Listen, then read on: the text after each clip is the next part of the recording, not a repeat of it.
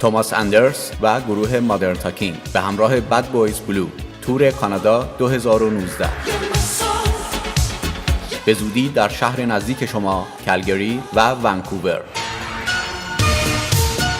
فروش بلیط در وبسایت thomasanderscanada.com.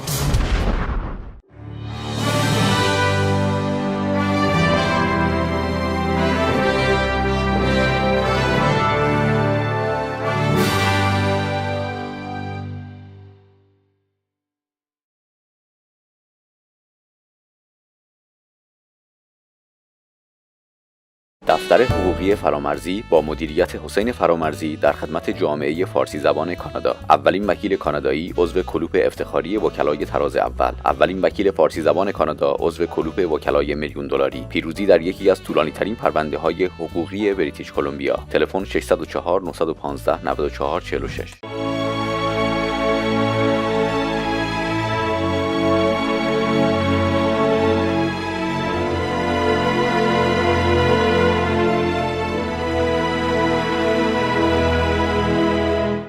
شرکت حسابداری PBS با مدیریت رضا و نازنین هوشمند، خدمات حسابرسی و امور مالیاتی، تنظیم صورتهای مالی و تهیه طرحهای تجاری با 20 سال سابقه در ونکوور و 2 شعبه فعال در نورث شور و ترای سیتی.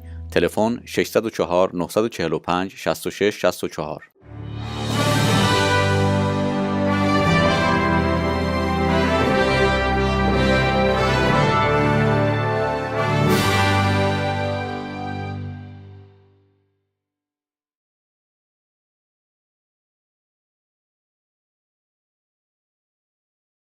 توماس اندرس و گروه مادرن تاکینگ به همراه بد بویز بلو تور کانادا 2019 به زودی در شهر نزدیک شما کلگری و ونکوور. فروش بلیط در وبسایت thomasanderscanada.com.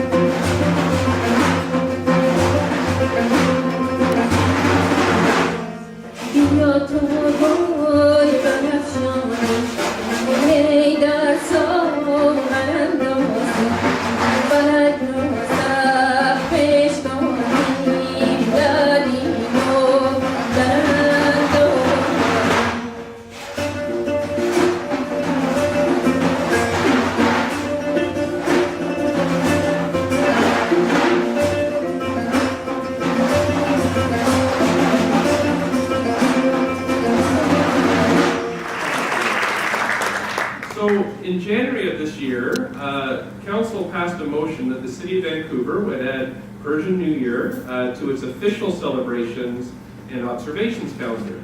Nowruz is a celebration of spring equinox, marking the beginning of the year for hundreds of millions of people worldwide, and is celebrated in more than 15 countries from Eastern Europe to Central and South Asia. It is a public holiday in over 10 countries as included in the UNESCO list of intangible cultural heritage of humanity. In 2009, the Parliament of Canada passed a bill to officially add Nowruz to the National Calendar of Canada, and the province of British Columbia proclaimed March 20th as the Day of Nowruz in BC. Nowruz is a holiday that is about connecting people of diverse cultures and backgrounds with nature, and Vancouver is proud of its diversity and its connection to nature. Gestures of cultural inclusion, such as what we're doing today, increases all residents' knowledge of different cultures. The celebration also assists refugees and immigrants to feel welcome in their new home and provides an opportunity to participate and to be recognized as part of Canadian society. So I really want to thank the members of the organizing committee who have helped put this together today. Before I thank them, of course, I think we should all give a round of applause to our great staff who continually put together events like this tirelessly. So let's give them a round of applause.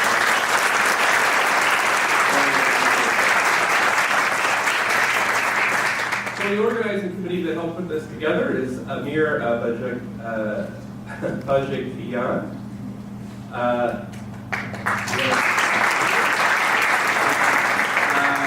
Alia Fala, Shaki Marabi, Sarah Naziz,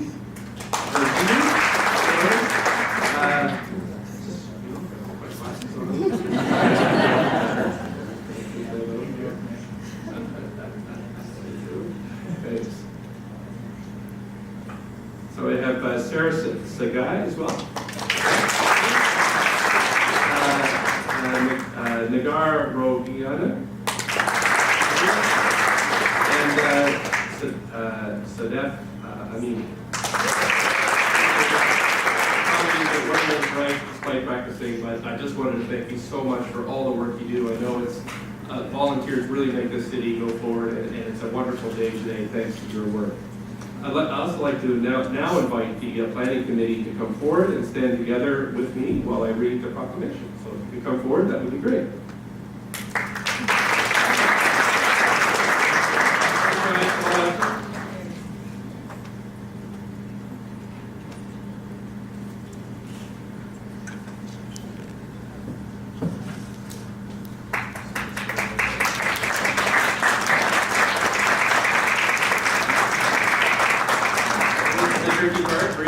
Into the microphone while looking like I'm pointing forward.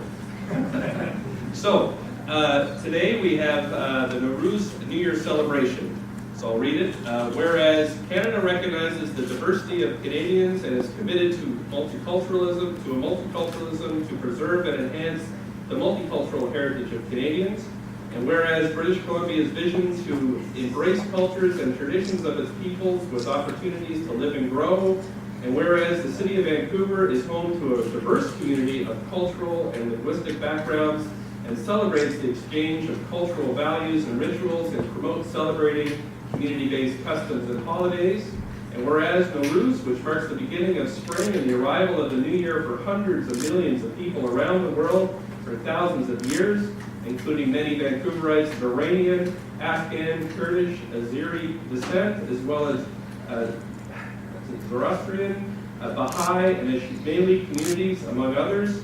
Nowruz is, and whereas Nowruz is a time for celebration and transformation, and a time that not only does nature strive for renewal, but also a time for people to reflect upon their deeds.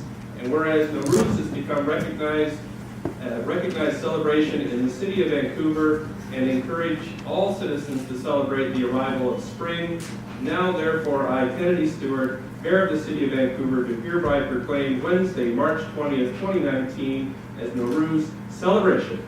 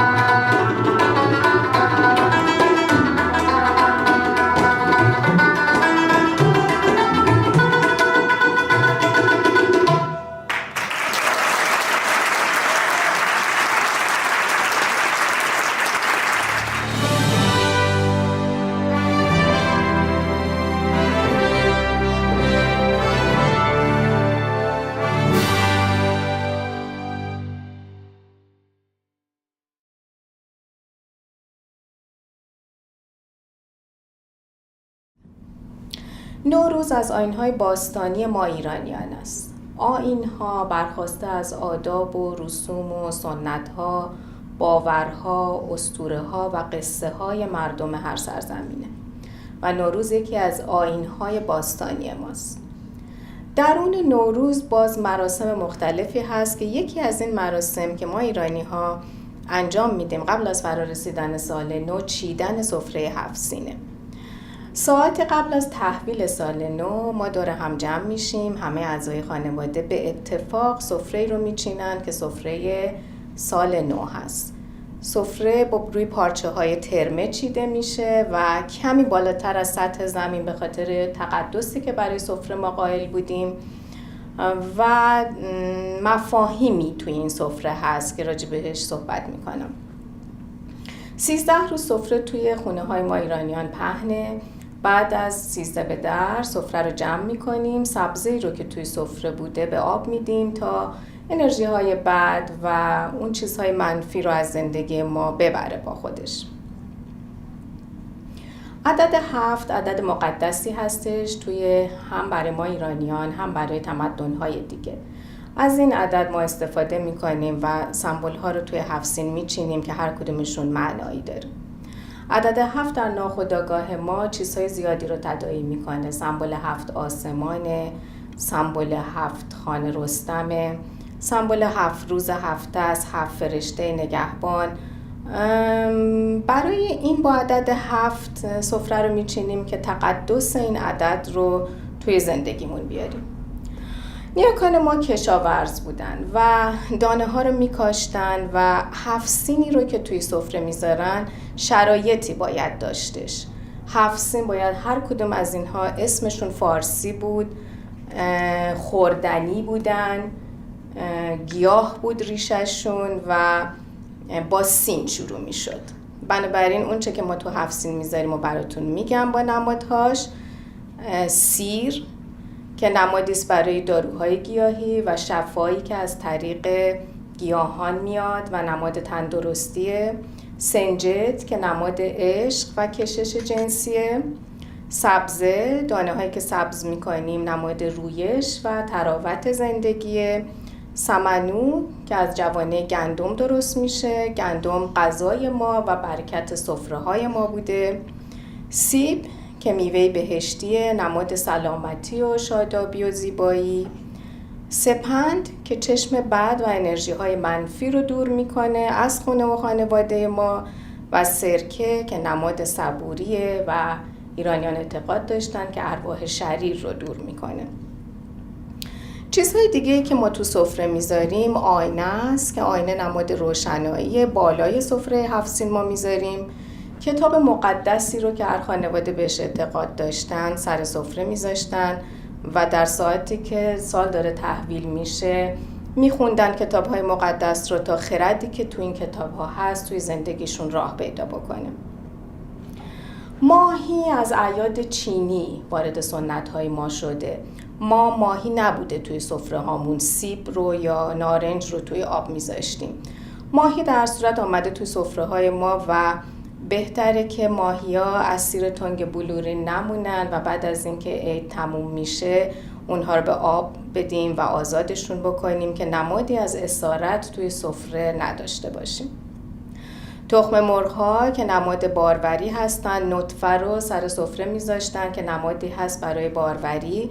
تخم مرغ‌ها رو رنگ میکردن برای زیبایی سفره‌ها و سکه برای افزایش دارایی. نیت میکردن که داراییشون در اون سالی که میاد اضافه بشه و سکه رو با این نیت سر سفره میذاشتن. پس مفاهیم خیلی زیبایی در اون چه که ما سر سفره 7 سین میچینیم هست.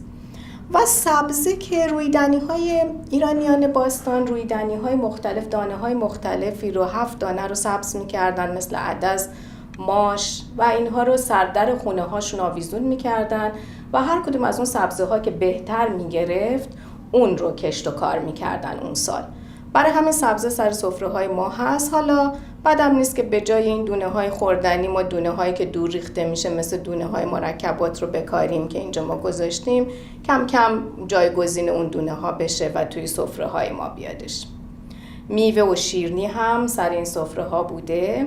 برای شیرین کامی و امیدوارم که شیرین کام باشید و سال نو به همه شما مبارک.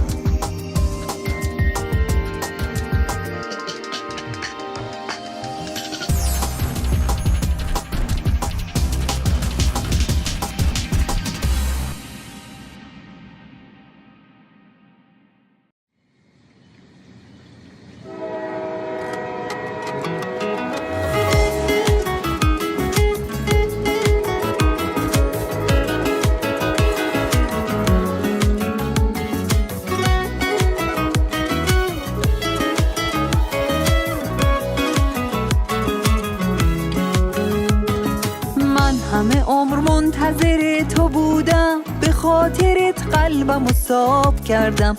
تو اومدی و با تموم قلبم عشقم و پیش اعتراف کردم. خوش اومدی به زندگیم عزیزم، من همه عمر منتظر تو بودم.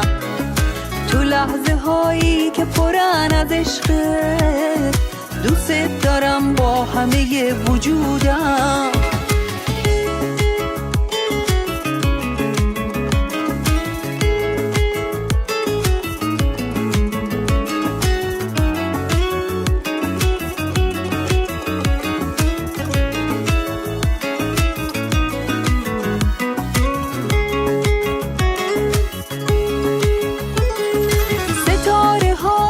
تو آسمونن سلام ماهو به تو میرسونن، پنجره های بسته باز میشن تا خیره به چشمای تو بمونن. خوش اومدی به زندگیم عزیزم، من همه عمر منتظر تو بودم.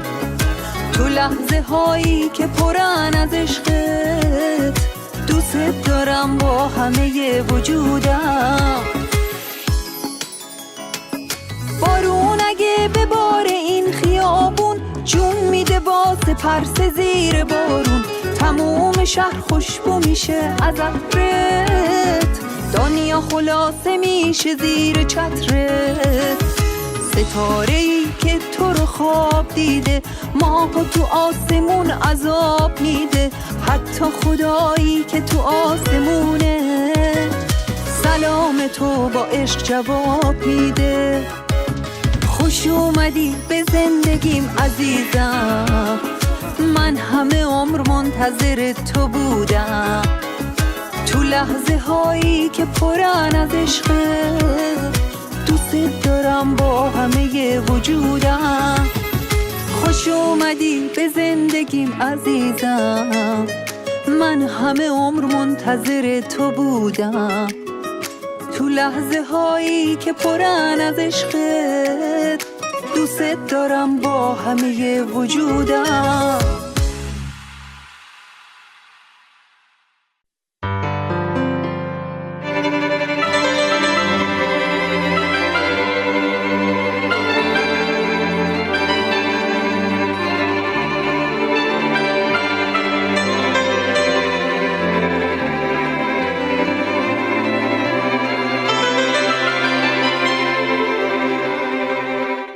توماس اندرس و گروه مادرن تاکینگ به همراه بد بویز بلو، تور کانادا 2019. به زودی در شهر نزدیک شما، کلگری و ونکوور. فروش بلیط در وبسایت thomasanderscanada.com.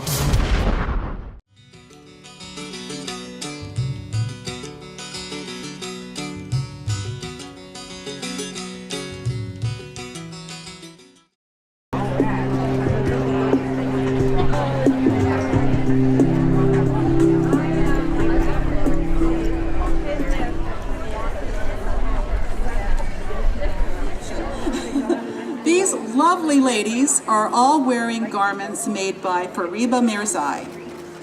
And now, when we've talked about how you make felt, that's one thing. You start with wool fibers and silk fibers usually. But these are all made with thread and amazing kind of, none of these were ever purchased in a whole. I don't know how she does it. And she also talks about the fact that they have a life of their own. So as she starts to work, they take shape and form in her mind. And I don't know, there was a new, we had only 4 models and suddenly we have 5. So somebody, so just so you see, be careful if you're in the audience. One day you might be asked to model a garment.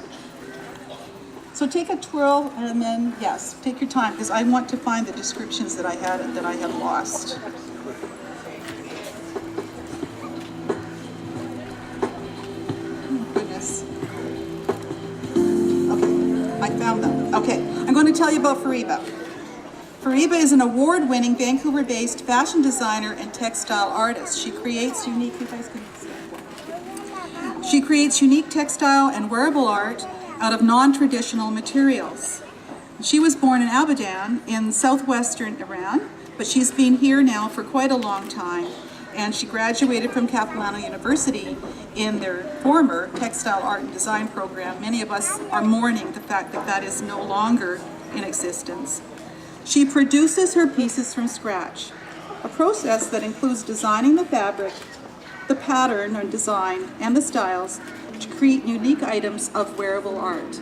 It's an absolute guarantee, actually, for any of the garments you've seen today, that you will never be seen, going to a party and walking into yourself.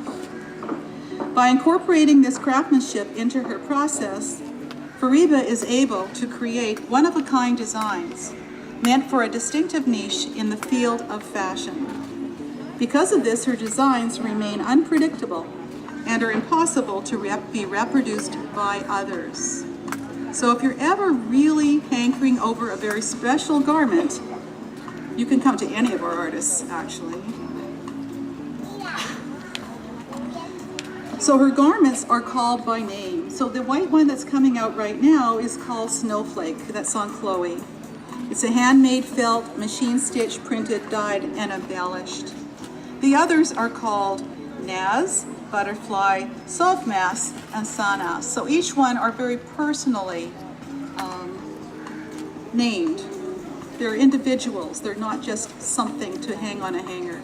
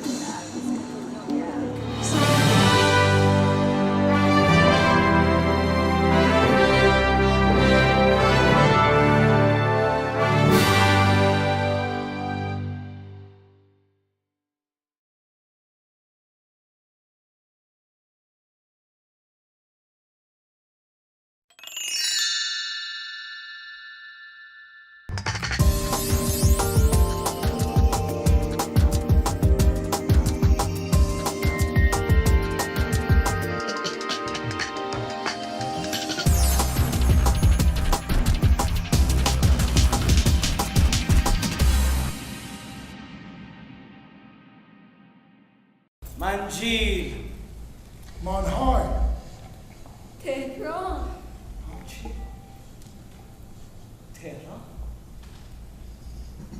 تهران که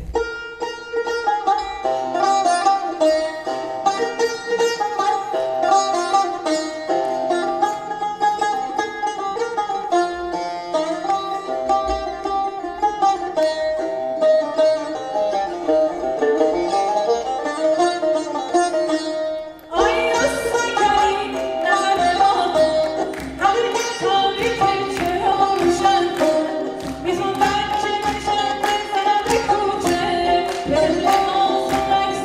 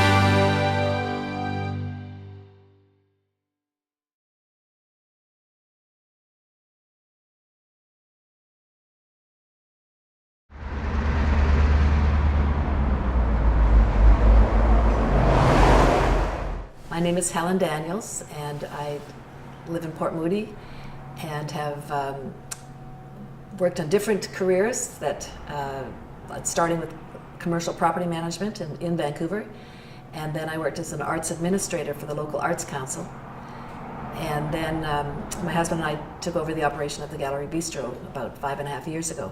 So all of the things I did up to then helped bring experience to what we're doing now. I was organizing arts events and bringing new activities to the area. One of them was called Pecha Kucha. And so then this, by taking on the bistro, it gives us our own venue to do those activities in. And so we're becoming known in the community for being a cultural hub, which we're pretty proud of. Well, through working with the Arts Council and helping others promote their artwork, I thought, well, I should try to show some of my own creativity. And so I've gotten involved in photography. It's called lomography. And they're all film cameras, not digital. And so I took quite a few images. I have several different cameras of that style.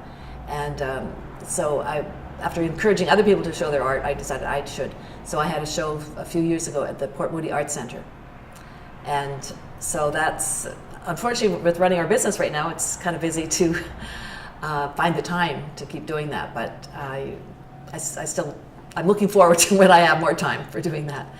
But I think I've been interested in the arts for quite a while, and it's been sort of a transition over time to showing people's art in our venue, and we just keep trying to showcase new artists in the community, and once in a while I'll put some pieces of mine in.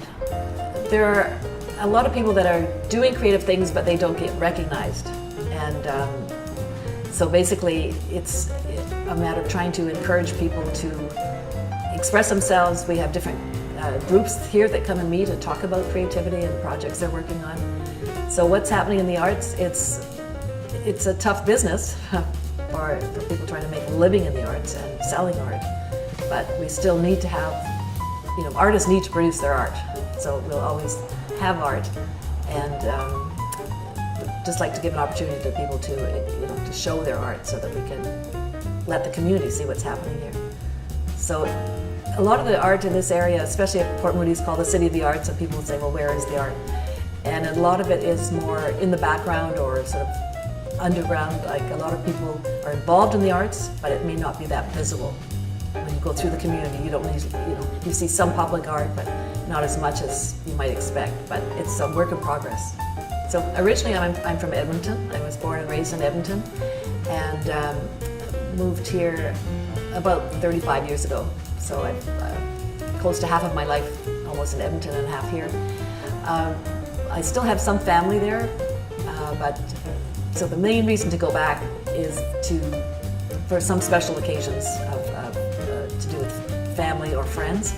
But most people really like it out here on the West Coast. So if we're having a visitor, a lot of them are from Edmonton, they'd rather come here. So it's easy to then show them around about what's beautiful in our area and things that they can see here. One of the things that was quite special in Edmonton was the Fringe Festival, which has been going for a long time, and it's I think it was one of the more successful ones. And there you get a chance to see different theater pieces that people have come up with, some good, some bad, but they're all interesting, and people put energy into them, so it's good to go out and give them some support. Well, I think with spring comes more light and brings more energy. It's means an end to the rainy times here for us, and it's more pleasant to be outside walking and going on the various trails. We have a dog, so we do our daily walks with our dog, and so we see the changes. And it's been a very strange winter this year, cold and snowy, and so we're really looking forward to sunshine and seeing things growing again. Well, okay, I could just find something. Basically,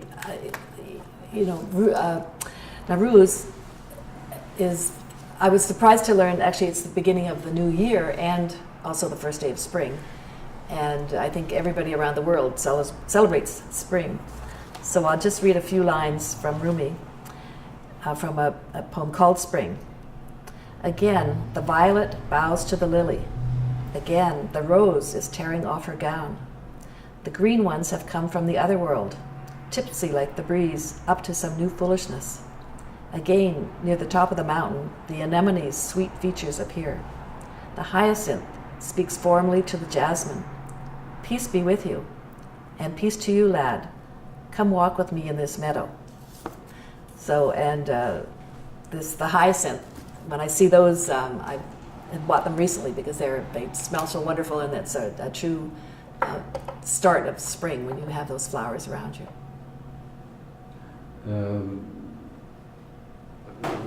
Where did you get that book?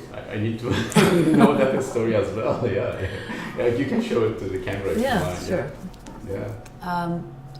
This book I came across, and I felt that my husband Reiner would really enjoy it, so I bought it for him for a present.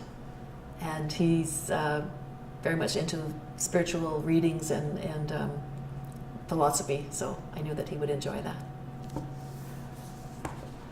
Actually, we know quite a few Iranian people, and have many Iranian friends that have exhibited art with us, and somehow we feel a good connection with them.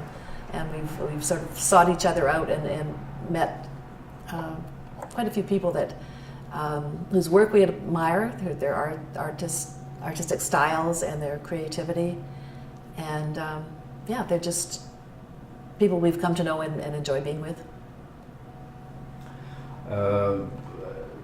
Here in Canada, people celebrate New Year at the beginning of January, and it's in the middle of the winter. Yeah. So my next question is about the culture of celebration of the New Year in Canada. So if you want to say something about that, what would be that? Well, I think typically people think of New Year's as a big time to go out and celebrate, have a big party, and just welcome the new year. We tend to be a little bit more low-key, and we don't go for such a big party, but we also celebrate our wedding anniversary on New Year's Eve. So it's a special evening for us in more than one way, because it celebrates our anniversary of being married.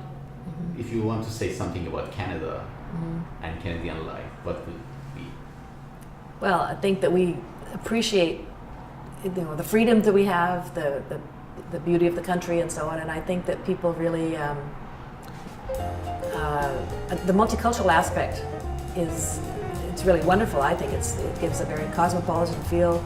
You hear different languages, no matter where. It could be in a small town, so you hear voices and the languages from other countries, and I think that we have a very good system here. People come here and become involved in their communities and make Canada a richer place for having these newcomers.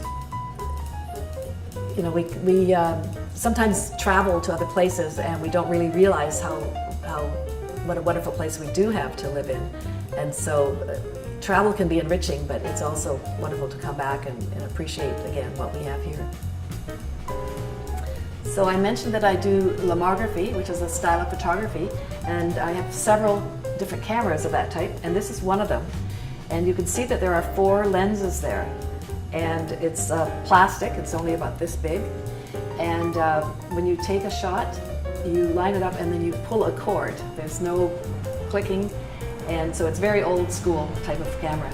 So with that camera, I took this image, and that's a self-portrait where I'm holding the camera like this, and then I just made the movement, and that's captured in the 4 images that you see there.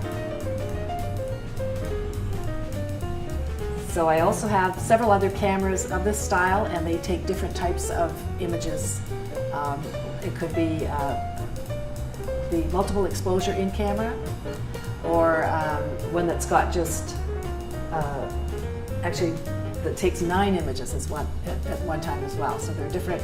Each camera takes a different type of imagery, and also they're all basically plastic. And there's been a revival of lomography in the last few years.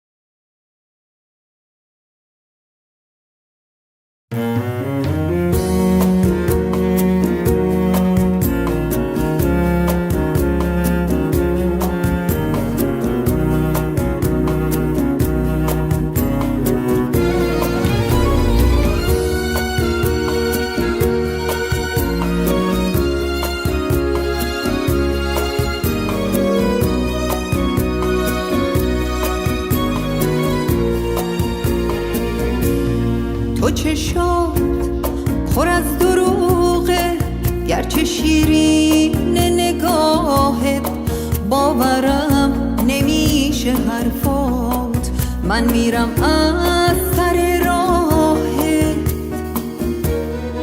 خیلی سخته ولی باید با خودم صادق بمونم، من باید برم که شاید تا ابد عاشق بمونم.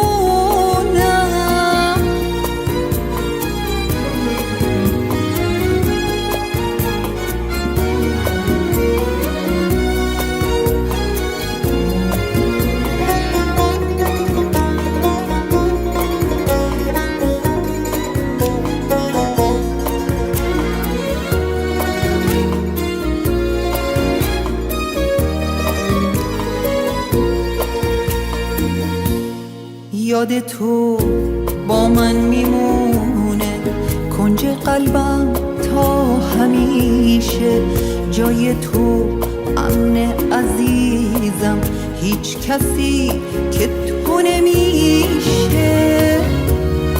خودت اما نمیدونی باورت شده همینه، عاشقی که بچگی نیست، هر کسی اینو میدونه. تو چشات پر از دروغه، گرچه شیرین نگاهت، باورم نمیشه حرفات، من میرم از سر راهت.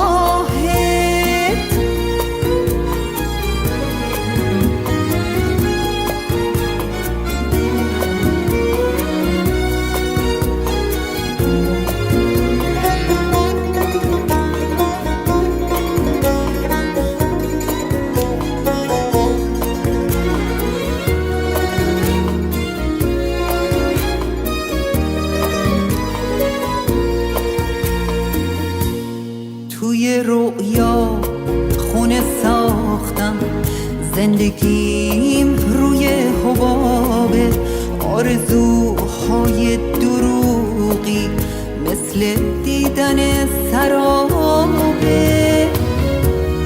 خودت اما نمیدونی باورت شده همینه، عاشقی که بچگی نیست، هر کسی اینو میدونه.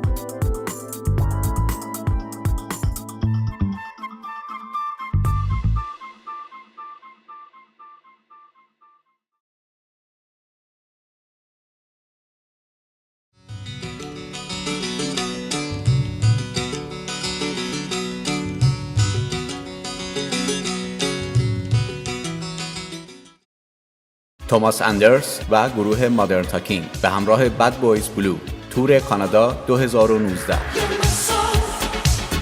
به زودی در شهر نزدیک شما کلگری و ونکوور. فروش بلیط در وبسایت thomasanderscanada.com.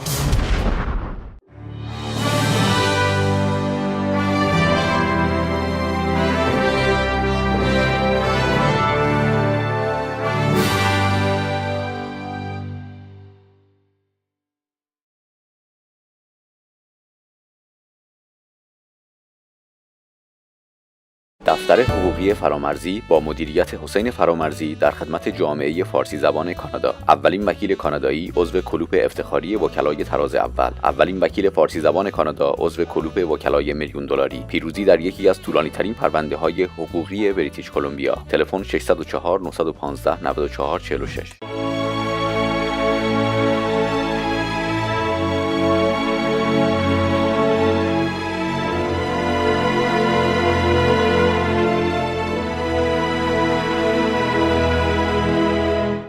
شرکت حسابداری PBS با مدیریت رضا و نازنین هوشمند. خدمات حسابرسی و امور مالیاتی، تنظیم صورتهای مالی و تهیه طرحهای تجاری با 20 سال سابقه در ونکوور و 2 شعبه فعال در نورث شور و ترای سیتی. تلفن 604 945 66 64.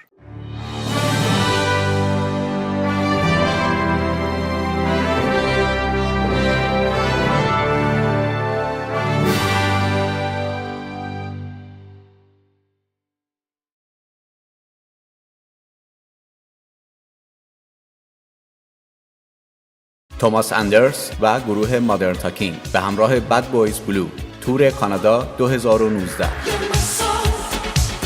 به زودی در شهر نزدیک شما کلگری و ونکوور. فروش بلیط در وبسایت thomasanderscanada.com.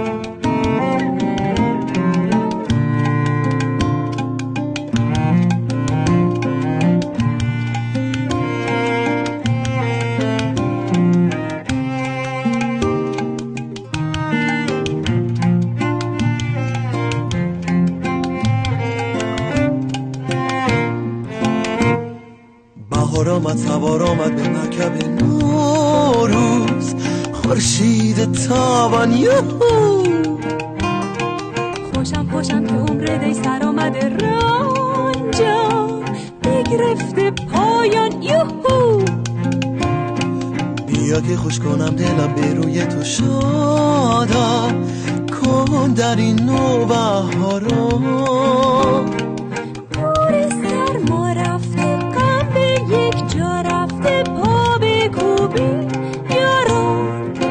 به من و تو بادا سال نو فرخنده، به سال نو گردد مرا لب پر خنده. ستاره بختت چون مهر تابنده، به همه کسان به همه یاران خوش و خورم روزگاران. پای آستین رو به آینه خوشتر چه باشد، شام و جام و جام زرین خوشتر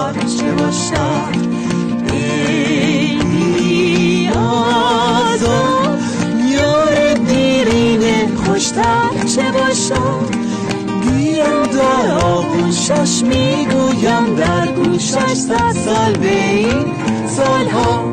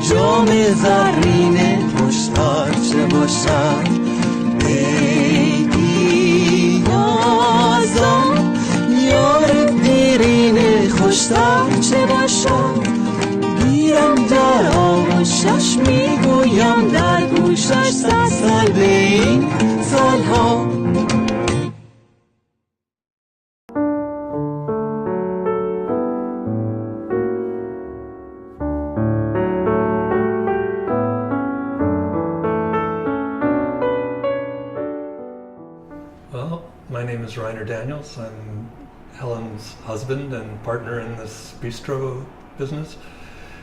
I consider myself an artist, even though for the past 30 years my main activity has been managing these buildings that we own in this part of town. For the past 5 years we've been running this bistro. It's been a totally unexpected turn in our lives, but it's been interesting, and now Helen is pretty much taking the reins with this business, but I still come to the concerts and enjoy the environment, and I fix anything that needs fixing, and all told I would say it's quite an enjoyable experience. I consider myself creative, and I've opened myself to every medium you can imagine. I've worked in everything from bronze casting to painting, sculpture, wood sculpture, stained glass, mixed media, film. All of those activities are channels for the creative process, and I try to keep myself flexible as far as that goes. I want to open up to the possibilities of creative expression. Is there any specific piece of work that you want to mention here, or tell us about that? Well, I guess my most recent design activity was redesigning this bistro. This used to be two separate spaces, and we combined it into one, and even though I didn't really know anything about kitchens or restaurants, I put together the design for the kitchen, and with some input from Helen and other employees who had more experience, we got it to become what it is now. In terms of my own work, I have a painting on the go. I do sculptural work. Sculptural is the latest direction that I seem to be moving, so I'm doing wood sculpture.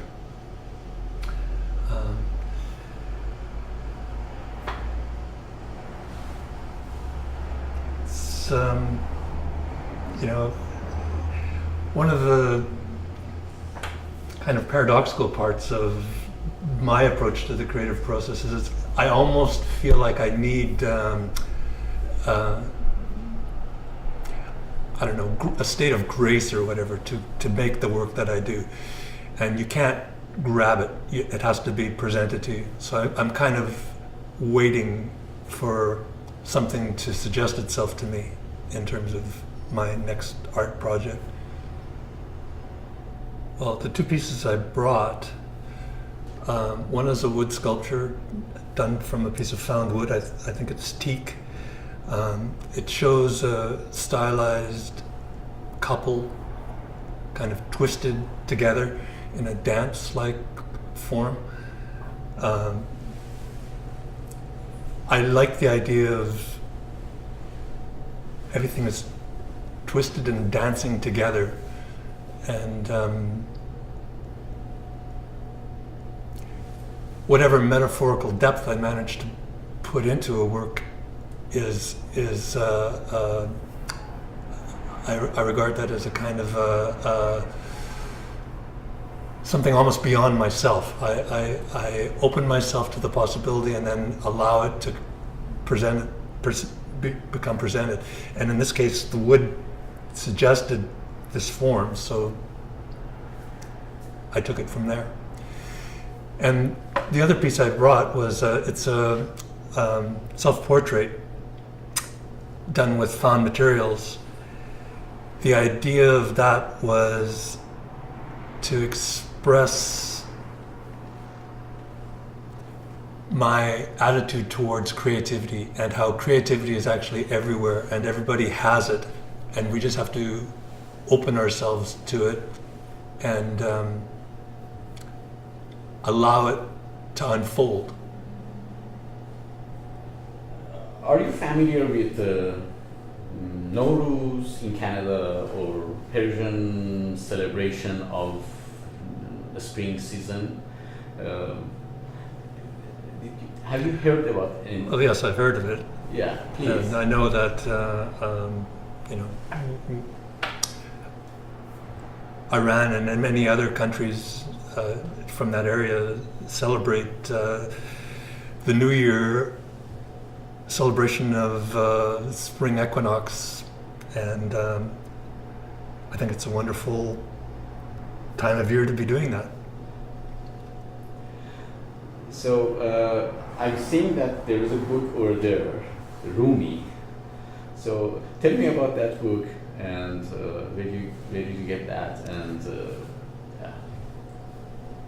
Well, Helen gave me this book after I heard a Coleman Barks interview. Coleman Barks is an American Rumi scholar, and I heard an interview with him on the radio and loved the things he was saying and loved his interpretation of some of these poems. So I let it be known to Helen that I'd be interested in getting that book, and this is maybe 10 years ago. She picked it up for me, and this, along with a couple of other poetry books, I keep by my bedside and occasionally just pick it up and read it. So is there any specific part you want to read it for us? Well, if I can I'm not a good oral reader. You know, I like to read these things and I like to absorb them as a personal experience. I don't know if I'm up for reading out. I have another book of poetry by another Iranian author. He's a Sufi poet. I wish I remembered his name right now, but I remember the poem, so I'll tell you that poem.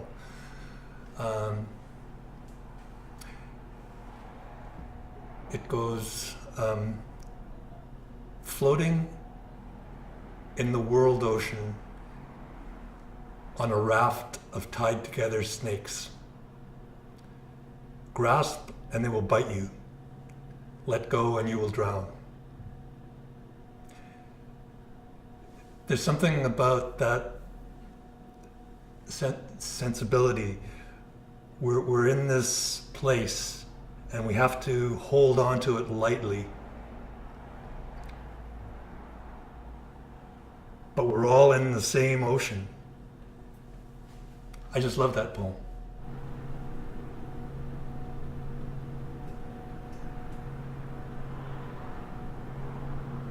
Well, so these are the works that I was referring to. I don't know what more to say about them other than I tried to be as loose as possible when making this.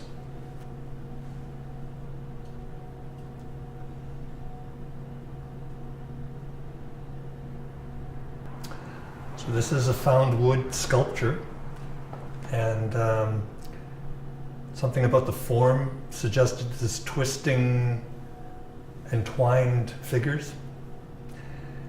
And in this case, I framed this in a door, because I think it's always good to leave a little crack in every door, because you never know what interesting things you'll find behind it.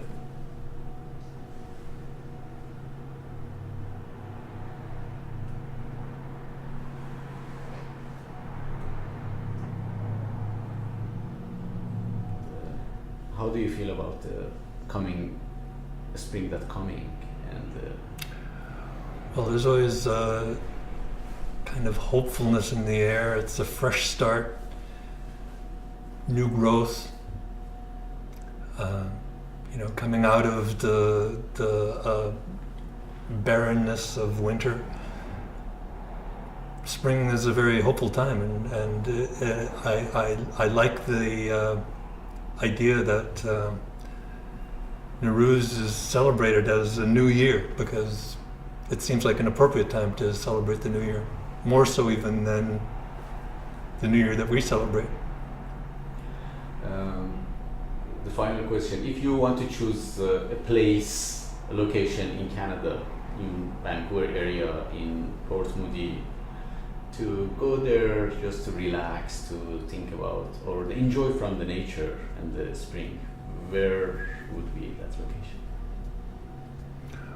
Well, I for many years I've walked the trails of Burnaby Mountain, and I take my dog there occasionally, although she's quite old now. But I must say I really feel the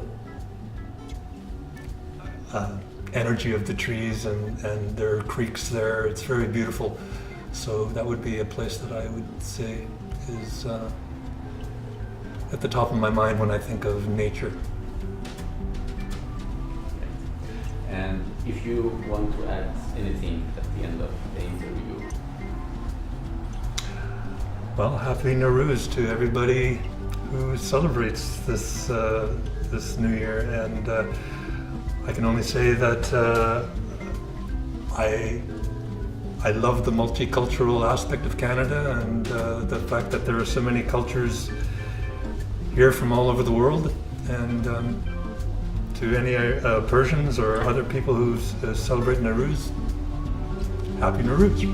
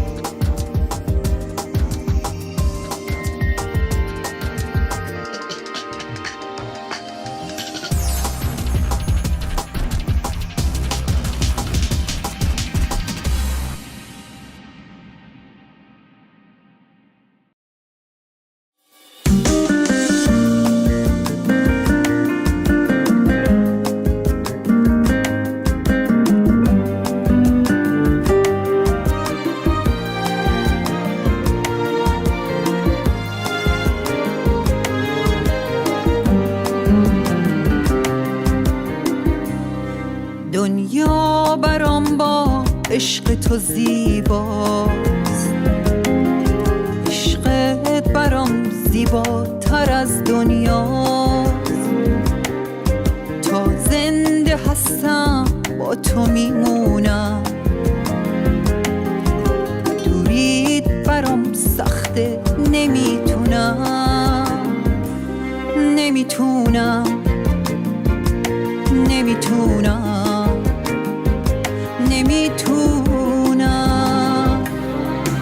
من ماه شب‌های تو بودم که از پشت ابر بودن رهام کردی.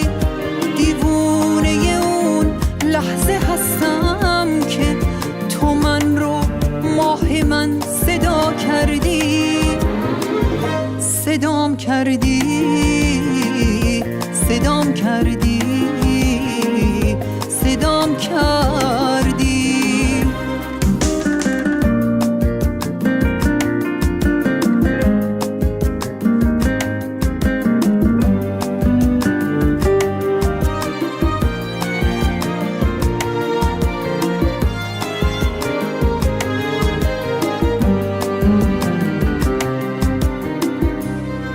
با من بمون تا آخر دنیا، من بیش از اندازه دوست دارم.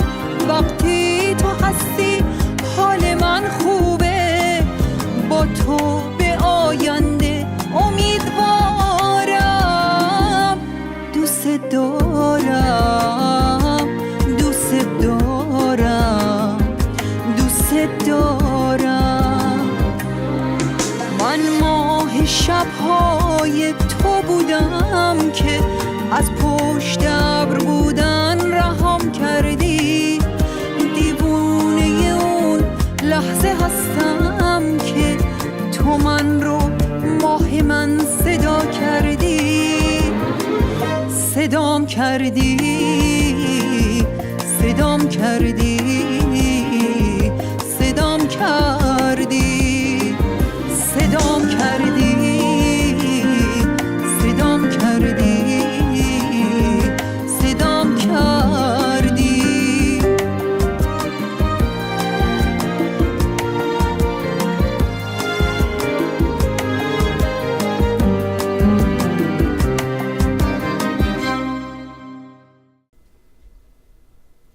ضبط میشه 3 2 1.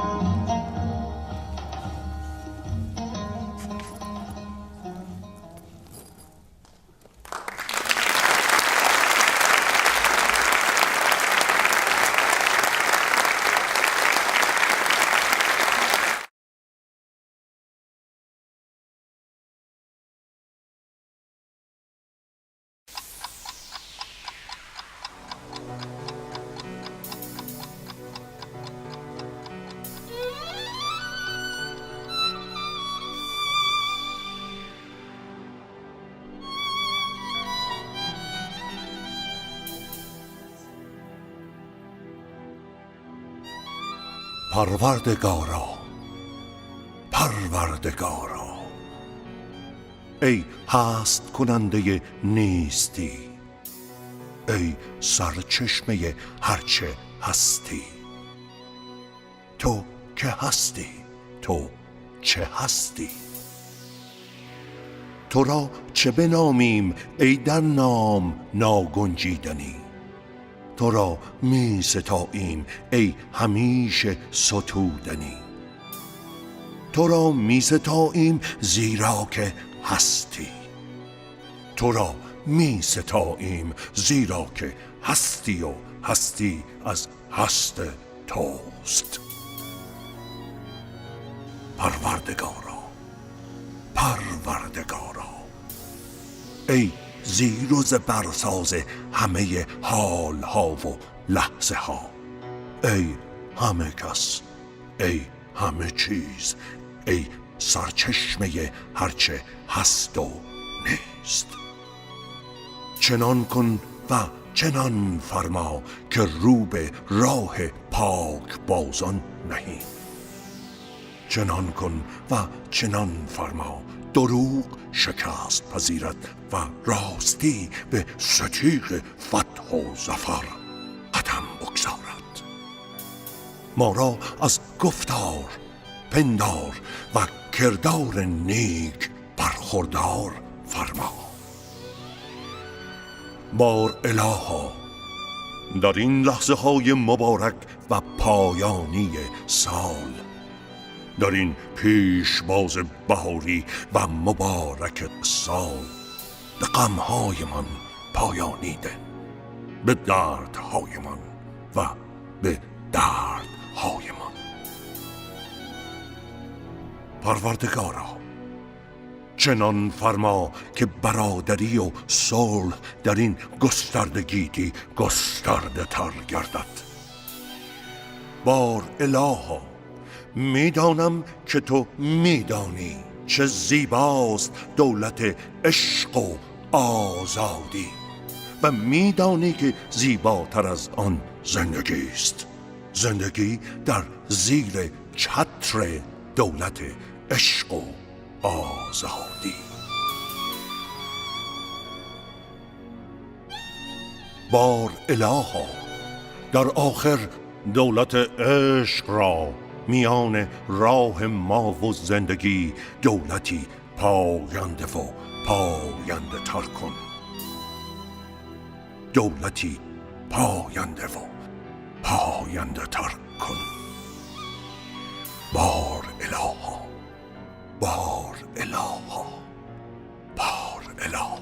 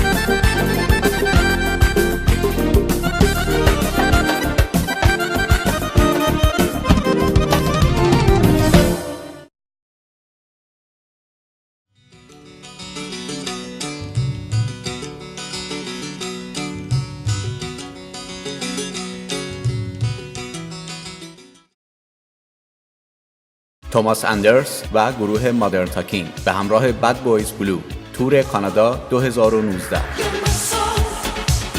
به زودی در شهر نزدیک شما کلگری و ونکوور.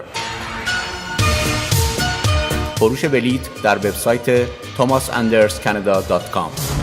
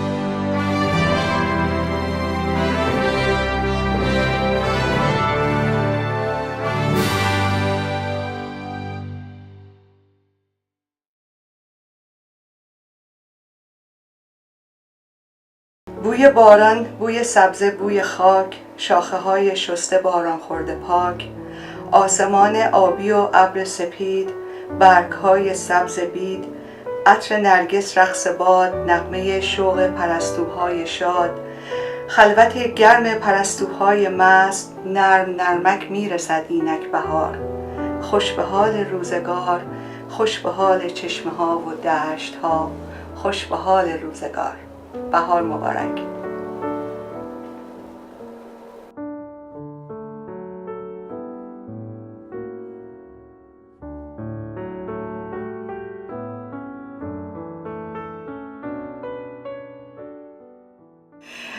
بینندگان عزیز، به عنوان آخرین مهمان امشبی که ما داریم، یکی از عزیزان این شهر مهمان ما هستند. خودشون از پشت دوربین خواهش کردیم تشریف آوردن اینجا کنار ما نشستن، افتخار دادن. میخوام که بدون هیچ مقدمه آقای رامین محسنی، مؤسس آریا تیوی، خودشون رو معرفی کنن. ممنون از اینکه مهمان ما شدین آقای محسنی.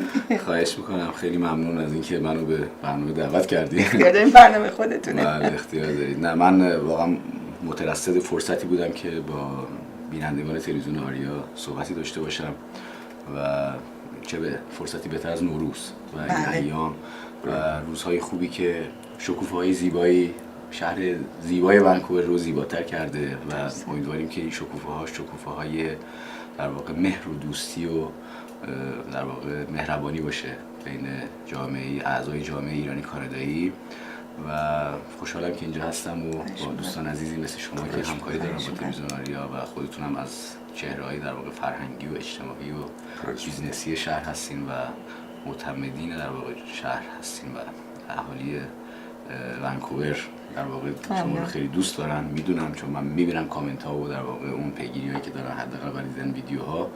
دیگه خود دارم راجع به تلویزیون آریا صحبت بکنم، این باعث دلگرمی است. خوشحالم اینجا هستم و برای صحبت بکنیم.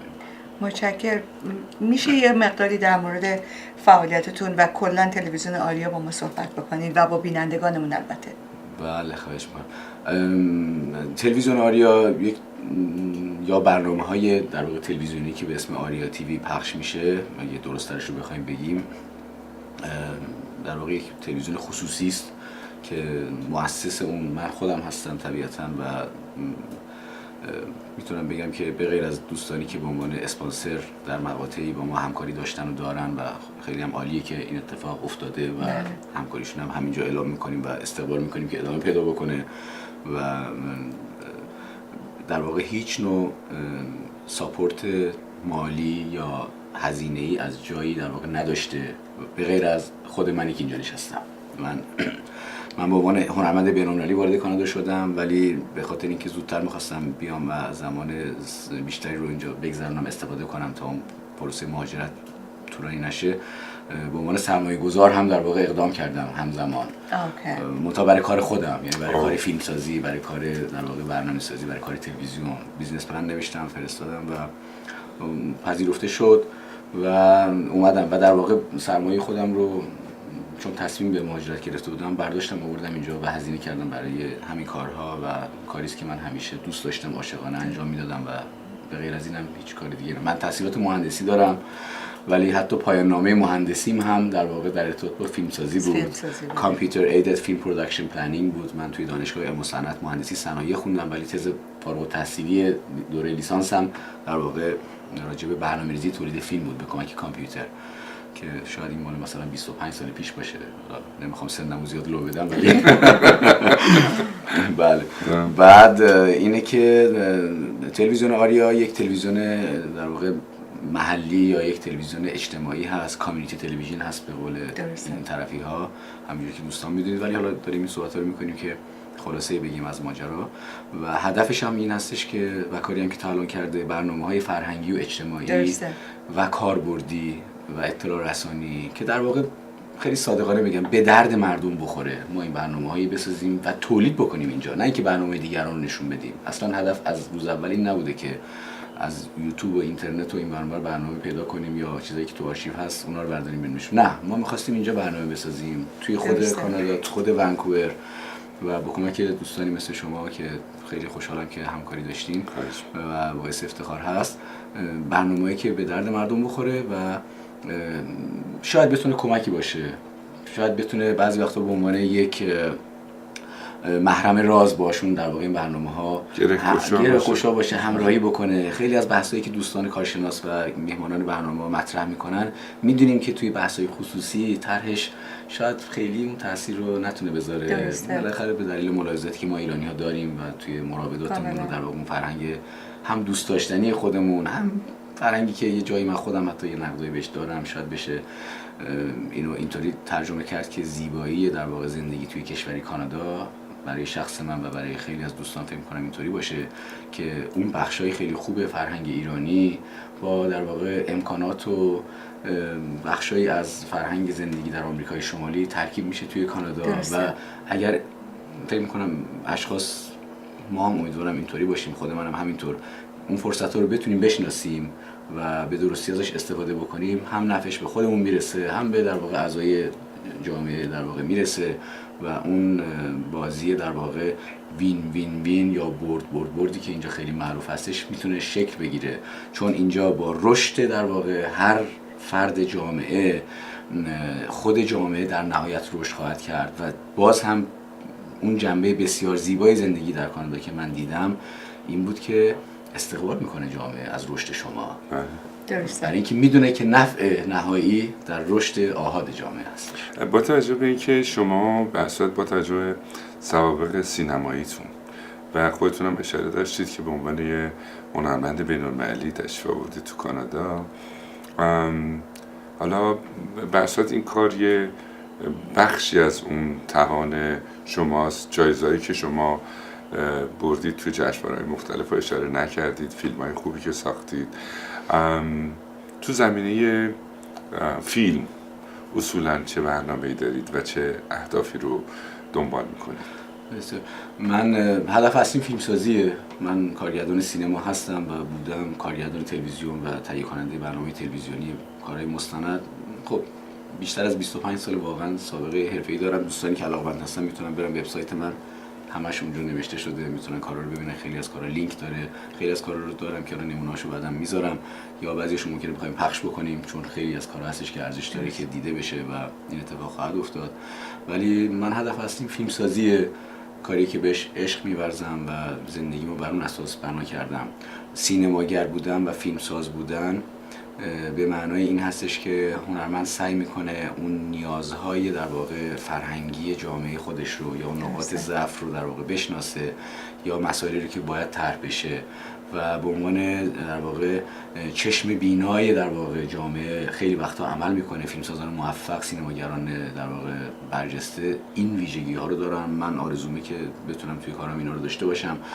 فیلم سینمایی هم اینجا پروژه دارم. از چندین سال پیش اینجا فستیوال ونکوور من دعوت شده بودم، اومدم و دوست داشتم یه فیلمنامه نوشتم که دنبالش بودم که بسازم.